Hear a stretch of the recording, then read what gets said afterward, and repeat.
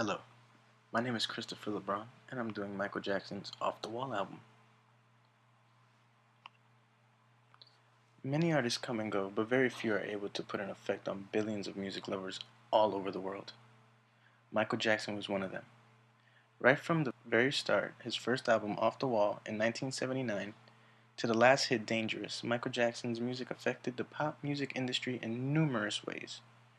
Whether it's his charm, extraordinary music videos, or heart-touching songs, Michael Jackson and his music has definitely changed the way pop music is heard and created till this day. His unique style and popularity, even after his death, proves that he is, was, and will always remain the king of pop. Everyone who has followed or liked the star cannot ignore the influence Michael Jackson has had on the dance world. Even today, lots of kids and adults attempt to do the moonwalk. Whether it is the famous dance steps of the song Bad, or an entire crew dance in the famous number Beat It, Michael Jackson has made his mark on both the pop music industry and the world of dance. To name a few that Michael Jackson has influenced, I'd like to start with the obvious and mention Janet Jackson, his sister.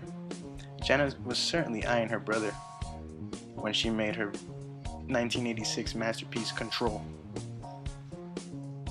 Also, I'd like to add Whitney Houston and Mariah Carey to the list. While they might have mightier voices than Michael, their depth to his dance pop is unmistakable. Now, Jackson's influence on hip-hop may be harder to trace. That does not mean it isn't there. Of all of hip-hop's current stars, only West possesses Jackson's knack for allowing a singular version to yield huge commercial dividends. West has Jackson's superstar drive, the consuming desire to do everything bigger and better than anyone before him, and the ability to bring a very particular vision to the mass audience. Also, to name a few are Neo, Usher of course, which was an obvious Jackson follower of the 90s. Usher possessed both distinctive voice and laser pristine dancing ability. And Jackson's career arc was also followed by Justin Timberlake. After being a part of the Jackson 5 for more than half a decade, Michael starred in the musical adaptation of The Wizard of Oz and formed his relationship with composer Quincy Jones, who agreed to produce Jackson's solo debut. Off the Wall will be the first album to generate 4 top 10 singles and set the stage for Jackson to cement his place in history with the follow-up, Thriller.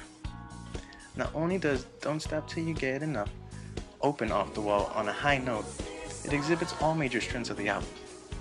Horns, strings, electric guitar, and the real drums are among the various instruments forming the sonic template for nearly the entire album.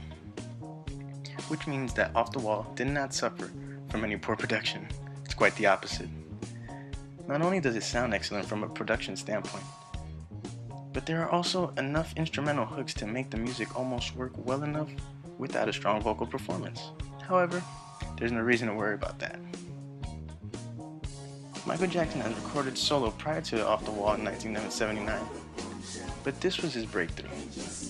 This album, Off the Wall, established him as an artist of astonishing talent and a bright star of his own right. I chose Michael Jackson because he also positively influenced me as a music professional and being in the music industry as a listener. His style and the way he came about his music is just touching in every form, and I know everyone who hears it feels the same in some way or another. And that's why I picked Michael's Off the Wall album to talk about. Thank you for your time. Have a great day.